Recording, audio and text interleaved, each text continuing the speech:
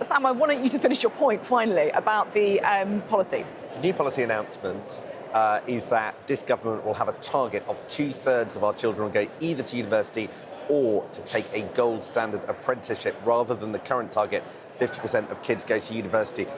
That's the big announcement they kept under wraps. Why am I so interested in it? Because he framed it around his family. He talked about how people patronise those who don't go to university. And this line, Sophie, this line stood out perhaps more than any other for me in the speech. We will send people to further education rather than university. It's so long a Cinderella service, ignored because politicians' kids don't go there.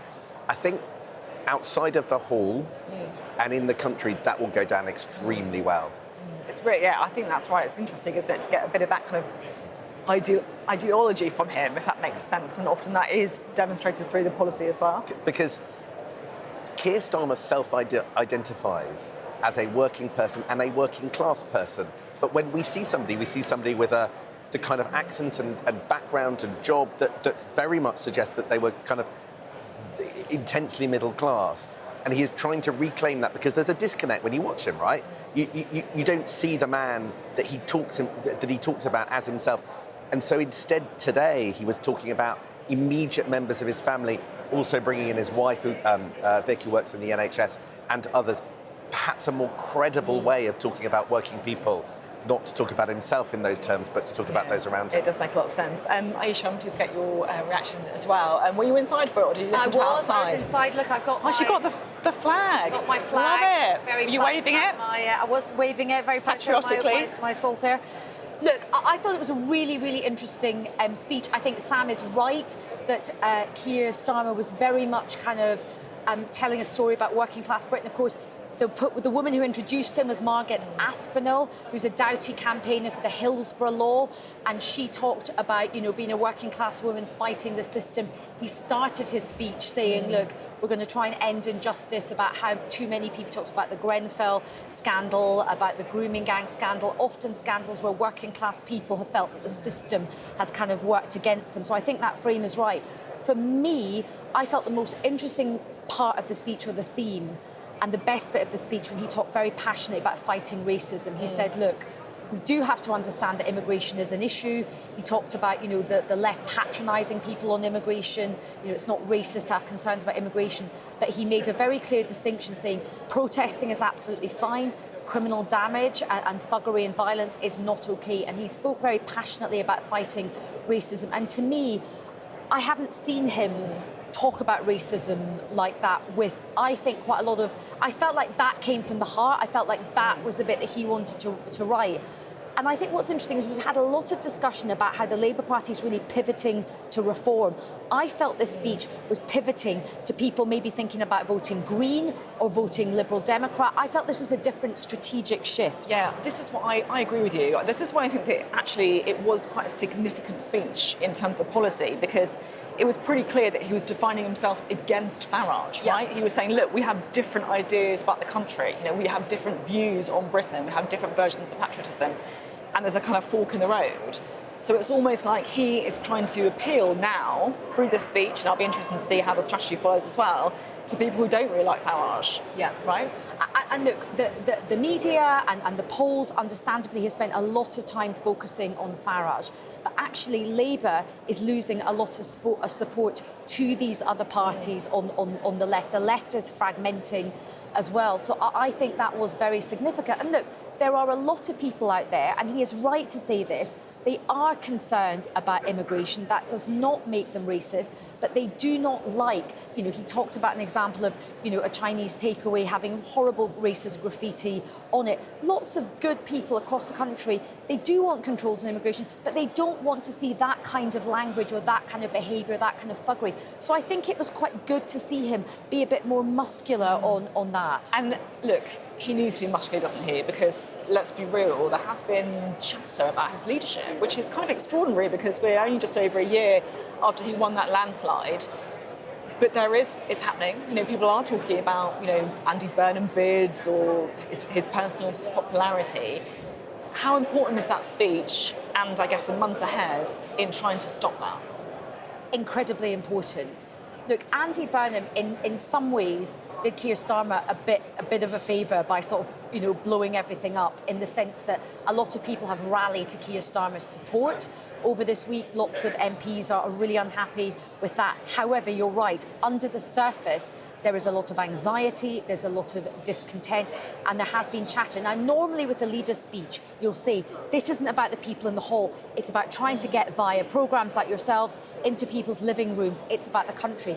This speech was actually about both. This speech was about sending a message to the voters, and we've talked about voters on the left, the soft left today, but this was also a message to the people in the hall saying, stick with me, I do share your values, I'm not just trying to chase reform. These are my values, these are Labour values, stick with me. It's funny hearing you say that. There are sections of those speeches that are designed for different types of audience. There are sections of those speeches designed for digital video. There was a portion where he managed to get the audience on their feet and cheering, where he talked about investing in the NHS, firing up Great British Energy, standing up for British Steel, and on and on and on.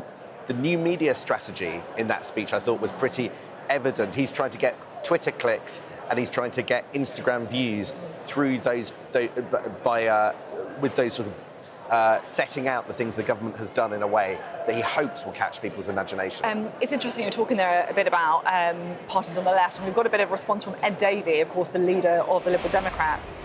He said, I'm glad Keir Starmer is finally stepping up the fight against Nigel Farage, and I hope this will mark the end of his government parroting Farage and copying his divisive politics. So I guess really kind of picking up on what we were reflecting there, that it does feel like that speech is a change of tactic when it comes to Nigel Farage and how the Labour government is preparing to take that fight on. Sam, do you agree with that? Do you think it? Yeah, I think my sense is the way that they would describe it is not a pivot to try and win back those votes from the Greens or other left.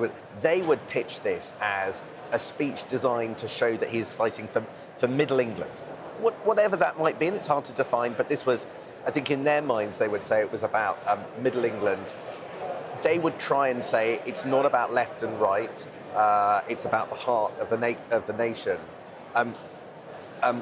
Some people think that over the first part of this year, Labour Party was chasing kind of reform vote.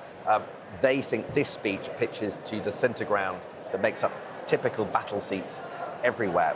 We will see how it goes down. We'll talk to the different voter blocks and see. But the segmentation, the analysis, who finds appeal in what bit. But I also think this speech, they will be hoping will do some work in important elections in Scotland and Wales, and particularly if you think about sort of where reform is running hot in both those places. But when I particularly think about Scotland, that of course is my sort of patch. The language about sort of fighting racism and all of that will be very helpful for Anas Sarwar as he thinks about his fight in Scotland. The other thing is, it's interesting you mentioned there Scotland. I feel that sometimes with these things, when you have got these kind of surging parties, and I'm thinking of the SNP in Scotland, what you want to do is you want to be the party that you vote for if you don't like them, which was what the Conservatives in Scotland did quite well under Ruth Davidson, and then obviously that fell apart. And I guess this is perhaps what we're seeing from Keir Starmer. He wants to be the anti-reform party. If you don't like Nigel Farage,